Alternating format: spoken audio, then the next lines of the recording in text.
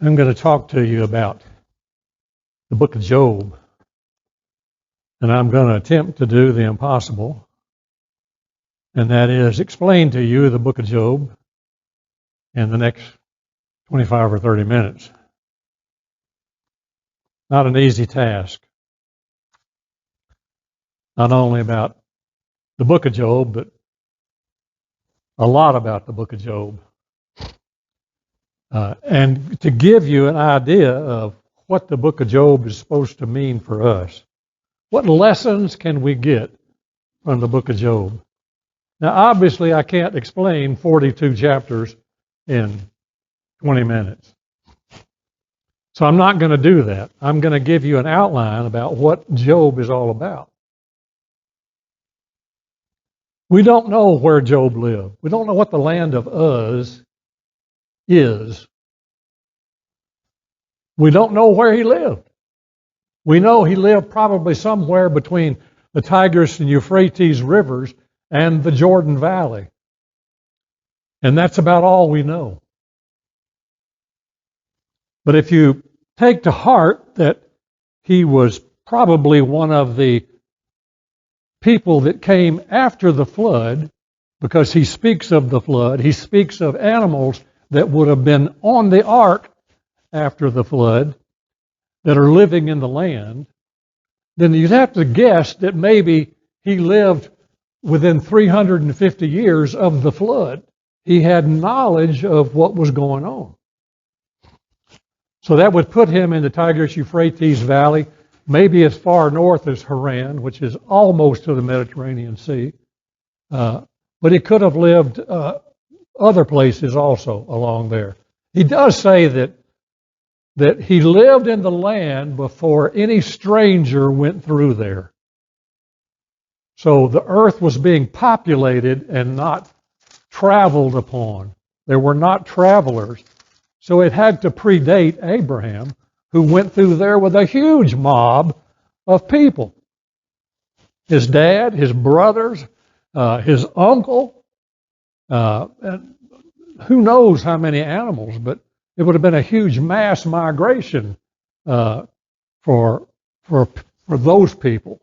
So he says he lived in the land before people did all that. So it's pre-Abraham. Many people think it's the oldest book in the Bible, written certainly before Moses wrote Genesis, Exodus, Leviticus, Numbers, and Deuteronomy. So it may well be the oldest book, which means who wrote it? Well, more than likely, the last guy to talk in this whole episode is a guy named Elihu. And Elihu was the one who got it right. There are almost 30 chapters of three guys talking who got it all wrong.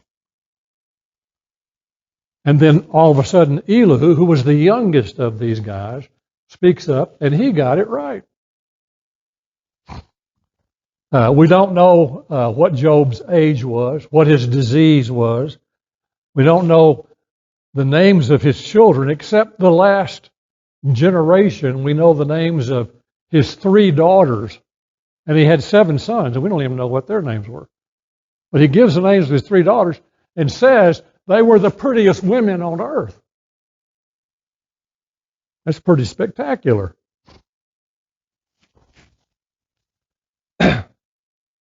And he also talks about 2 dinosaurs. And the only way they got there, folks, was they were on the ark. And I truly believe that. One of them's name was Behemoth, and it was the largest land animal. So big that it scared everybody. I can't imagine what that was. And the other one was a swamp-living, fire-breathing dragon named Leviathan. And that's covered extensively in chapters 40 and 41. It gives a detailed description of these 2 beasts. And they don't match anything on the face of the earth today at all. So if we put all that together, then Job may well be the oldest book in the Bible, oldest one written, and it may well have been written by Elihu, although there's no proof. But he was the one that got it all right. He's the one that sat there and listened to all these other guys talk. There are three guys that talk extensively: Eliphaz, Bildad, and Zophar. Strange names. But if Shem, Ham, and Japheth, the three sons of Noah, populated the earth, it gives a description of, in their names, where they might have been from. Zophar is an Aramaic, an Ammonitic name north of the Tigris-Euphrates Valley. So more than likely he was of the lineage of Japheth, one of Noah's three sons. Down the line some. The other two guys were more than likely sons of Ham because they had Aramaic leanings, Aramaic names, and it talks about where they came from. And even though it doesn't give specifics, it talks about far east or below the eastern horizon. And they may have been sons of Ham, which leads us to conclude that Job was probably a son of Shem, the people that believed in God. Because that tradition was carried forth from Adam to Seth. And in the days of Seth, people began to call upon the names of God. Again, before the flood came. Having said all that, what does Job tell us?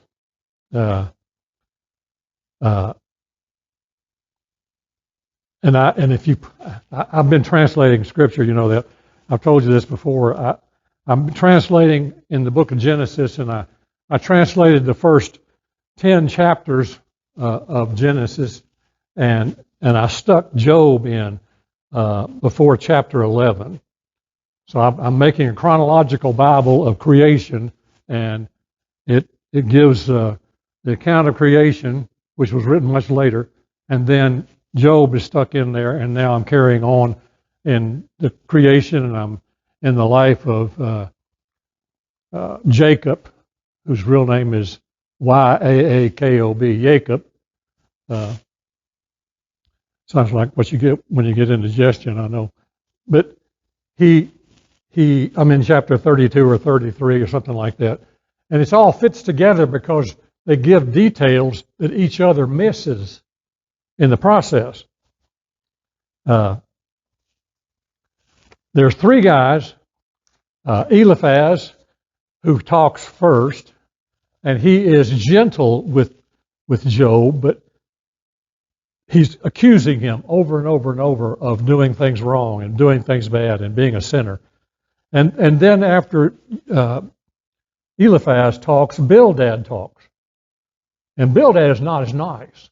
He's very critical of Job, and he goes from being critical to being totally ugly to Job. And then the last guy, Zophar, is just downright mean to Job. Of all the things he says, he's just the meanest person that you would ever expect to meet, and always accusing him of things. They're probably all wealthy rulers because their view of the world is from the top down. And that's different from being on the bottom and looking up. Their view is, I've got it all and you're wrong, rather than, what can I do right? They're not godly, not one of them. And they speak words of worldly truth throughout their accusations. And those accusations go on from chapter 2 to chapter 37. That's 35 chapters of ugliness towards Job. Matter of fact, if you divided the book of Job up as 100%, 5% of it is everything's okay. Just 5%. And that's part here and part here. Part at the beginning and part at the end. The middle 83% are all Satan's pursuing and trying to wear Job down with worldly logic. And then 12% is God talking to Job. I gave you those little labels that say, pray first. God wants us to talk to Him first. And you know, Job was abandoned by everybody, even his wife. But Job stayed faithful to God. He was a man suffering for no reason. You don't have to have a reason. God doesn't have to give you a reason. My dad died when he was 49 years old. He was not an alcoholic. He didn't do drugs. He smoked some, but he didn't have cancer. He had a coronary thrombosis and blood clots. And he had 7 of them in one day and died. That's just the way it goes.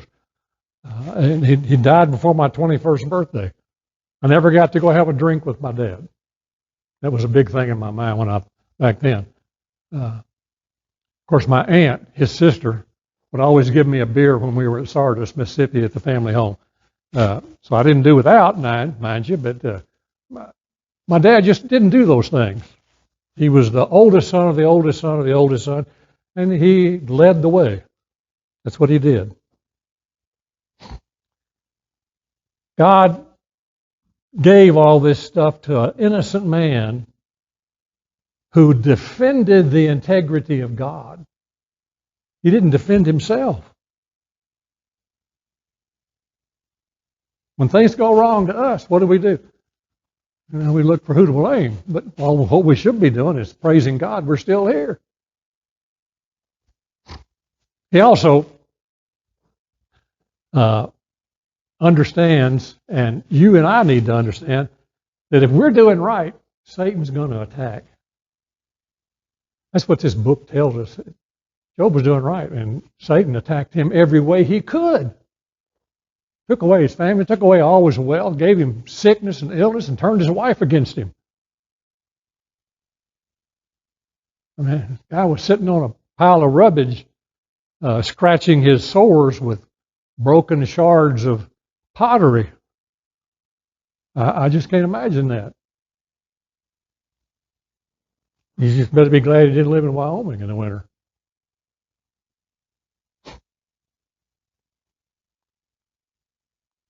The book of Job, in the process of telling us all these things, tells us what the fate of the ungodly really is.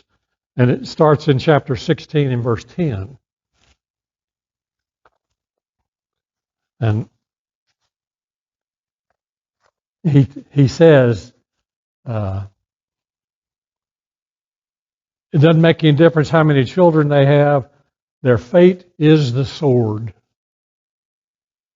He said they're all going to die, horrible deaths. Offspring will never have enough to eat. And he just goes on and names all these horrible things for the ungodly. So, in essence, Eliphaz, Bildad, and Zophar had to make a choice of who they were going to follow. Were they going to follow the God of Job, or were they going to continue to follow their own godless ways? And they mentioned their own gods, so we know they're not believers. But it also, in Job 33, starting in verse 14, tells us how God speaks to us. And that's important. Everybody should read chapter 33, verses 14 through 30, because this tells you what lengths God will go to speak to you. And listen to what the first thing it says is in verse 14. For God speaks once, yea, twice, meaning he talks more than once, yet man perceives it not. What does that tell you and me? God talks to us and we don't listen. So God says, well, I can do something better. He says, in a dream, in a vision, in the night, in the deep sleep falls upon men and in slumber upon their bed, he opens the ears of men and seals his instructions in them, that he may withdraw us from our purpose. You and I are so dead set on doing things our way, God has to wait till we go to sleep and give us dreams. That's the epitome of stubborn. You know that. And I've been there. I know that, and I'm still there frequently.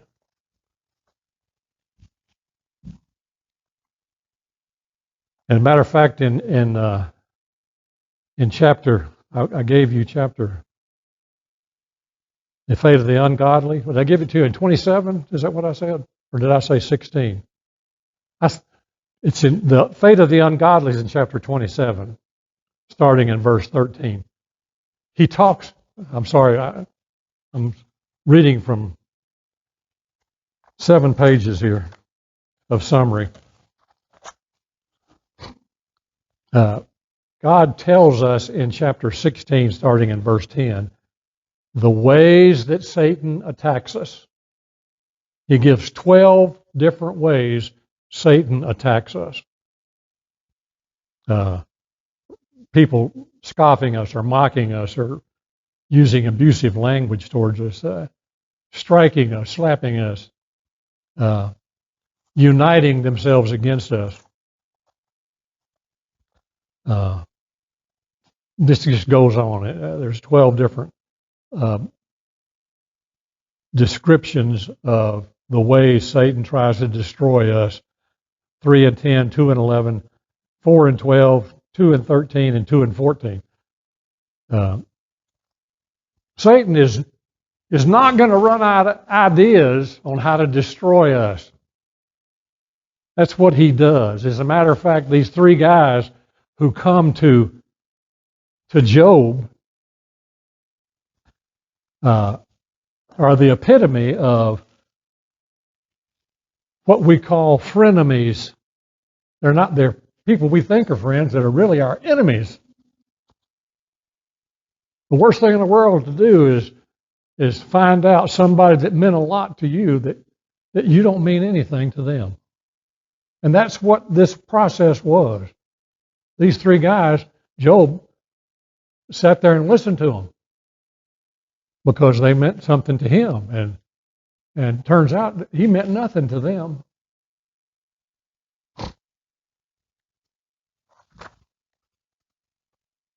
The only friend that Job had was the last guy, Elihu, who starts talking in chapter 32. And his name actually means, he is my God. So he was a believer, sitting there listening to all these guys mercilessly attack Job, and Job was a believer. And when God summarizes everything up in chapter 42, he criticizes the three guys who have talked to Job for so long, Eliphaz, Bildad, and Zophar, but he has nothing bad to say about Elihu. As a matter of fact, he told those 3 guys, I'm going to curse you unless Job prays for you. So their fate was in the hands of Job after they had done him all this bad for so long.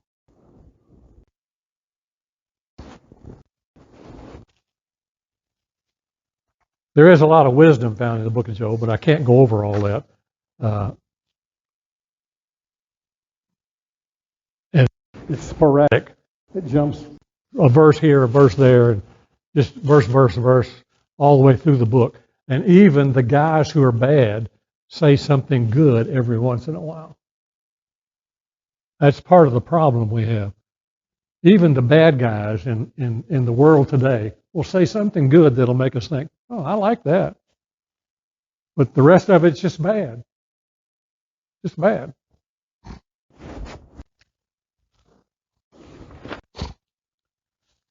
I'll give you some lessons from Job. But I want you to understand, the book of Job is a book given to us to show us profiles of people. It's historical, but it's also, what do you look for in people? The 3 bad guys, Eliphaz, Bildad and Zophar, are messengers of Satan. And 83% of our lives, according to this book, if we divide our lives up the same way this book goes, 83% of our lives are going to be dealing with people who don't believe in God. They're going to be emissaries from Satan trying to get us off track. They were accusers. They were slanderers. And that's what Satan's all about. Accuser of the brethren. Who, on the other hand, represents a redeeming force, a redeeming light in the life of Job. And that represents Christ, our Redeemer. So there's three Satans and a Redeemer here, trying to teach us how the world deals with us. And God accuses the accusers and has nothing bad to say about the Redeemer. Now, I told you it's very likely that these guys were wealthy because they traveled a long way and stayed a while under their own care. But what can we learn from the book? First and foremost, difficult thing to understand and accept is, who are you to question God? Who are you to question God? When my daughter was 4 or 5, she had a wandering eye. And her eyes would go out instead of stay together. And boy, that was tough. Fortunately, in Houston, they had one of the best eye surgeons in the country, and he had just hired another person to take over his practice. Eventually, it was a woman, and got her from California. She was the best in the country, and the two of them operated on our daughter and cut the muscles in her eye and reattached them in the right place. And she hadn't had any trouble. But horrible for us to go through. I mean, we had a son then, but I mean, we were in turmoil over our surgery our daughter had to go through, and it affected her life and her vision from then on out. And fortunately, she's had good vision. She wears glasses, but her mom and I do too, so I guess that's genetic, our fault. But she's okay. But it prepared us for a few years later, when our son was 5, he was diagnosed with a brain tumor. That's a little bit more serious. And they cut the back of his head open. If you've seen him, he's got a big scar down the back of his head. Drilled a hole in his skull and went in and took a tumor out that was the size of an orange. And it was between his cerebellum, which is the back part of the brain, and the spinal column. And it was stopping the flow of fluid out of his head. So his head was as big as mine when he was 5 years old. He wears a 7 7/8 hat ever since he was 5. But fortunately, they got the tumor out. It was not malignant. But boy, you're talking about going through being thrown up on the rack and tortured for days and days and days. Matter of fact, he went into hospital at the 1st of December, and he got out of the hospital just before Christmas. And he was still kind of wobbly, and he looked like the little doughboy. It was because of all the steroids they gave him. He was this tall and probably weighed 50 pounds. I mean, he was just, but he didn't complain. He didn't cry. He didn't whine. None of that stuff. And he had to go through so many shots and IVs and MRIs and just stuff that I couldn't even tolerate if that had been that age. But God got us through it. Matter of fact, the night before he had his surgery, I spent the night there with him, and all the lights were off, and he was laying in that big old hospital bed by himself, and I was laying over on this little couch. It was about 5 feet long and uncomfortable as all get out for a guy 6'2". But I was trying to make the best out of it. And Victor said, Dad, I said, yeah. He said, will you come get in the bed and hold me? I'm scared. So I got to sleep in a good bed. But the doctor came in the next morning getting ready to take him to surgery. And I looked at the doctor and I said, is this surgery really necessary? Do we have to do this? I said, what'll happen if we don't? The doctor looked me straight in the eye and said, he'll die. I said, well, that settles that. So you survived. Well, you understand God puts you in things that are just going to make you grow. And that's what happened to Job. It just made him grow. You don't question what God's doing. That's not our job. As a matter of fact, chapter 40, 41, 42, the beginning of 42, God starts asking Job questions that Job cannot answer. From 38 to 42, just before the Leviathan and Behemoth. And Job cannot answer one of them. So you understand God's wisdom is way beyond us, so far beyond us, we're not going to be able to understand it until we are not in these bodies any longer. We're going to have celestial bodies. And then it'll make sense to us. Some of it. Job also teaches us this. When things get tough, when things get difficult, when you can't figure out what's going on all around you, God only leaves you one option. Trust Him. You trust Him. When everything falls apart, you trust God. And we didn't have a choice about all that. Matter of fact, when Victor came out of surgery and was in the recovery ICU, where there was a child in the bed very close to him. There was maybe 6 beds in there. And there was a child in a bed on Victor's side of the room. It wasn't the next bed, but it was maybe the one after that. And the child's face went around like this and in like that. It had 2 eyes looking at each other. I don't know what happened to that child.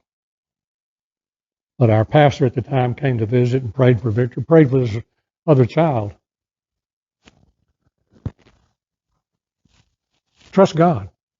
He knows what's going on. You don't. We couldn't even understand what's going on. The wisdom of God is far beyond us. Far beyond us. All this happened to Job, maybe, so he could witness to these 3 guys and give them an opportunity to accept his God, who was God. They talk about their gods, but they're not gods at all. They're just statues. I remember seeing a recent flooding in India, and there was a picture of people going down the street and water up to here, carrying their idols. And their idols were almost as big as them. But, that's pretty sad when you have to rescue your idol, and your idol doesn't rescue you.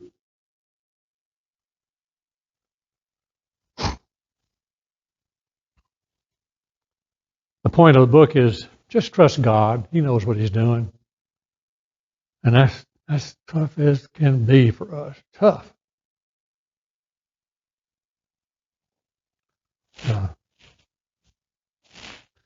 Also, it's not just trust God. He knows what He's doing, but He's got a purpose behind what He's doing. He's got a purpose. Our daughter gave my wife a little notepad with a magnetic strip on the back so she could stick it on the refrigerator. And I came into the kitchen this morning and the pad was on the floor and the magnetic strip was on the refrigerator. And so I got the glue out and glued the whole thing together. My purpose this morning was to save the notepad. God's got a purpose that's bigger than that. He's got a purpose that's bigger than me and you, bigger than this country. And remember, God is all powerful. He's all powerful and he knows what he's doing. Because all things work together for good in his mind and in the mind of those that love him. Everything, it's got a purpose. The one thing for sure that comes out of Job is a short saying, and it's not written in the book of Job, it's not written anywhere, but think of it this way. Whatever happens in your life, whatever happens, anything, whatever happens is God's will. It is. In the case that Job's suffering and he went through all that stuff, it was God's permissive will. He allowed Satan to do it. But it was not God's perfect will. God's perfect will was Job before all this started and Job after all this ended. Because God restored Job double what he had lost.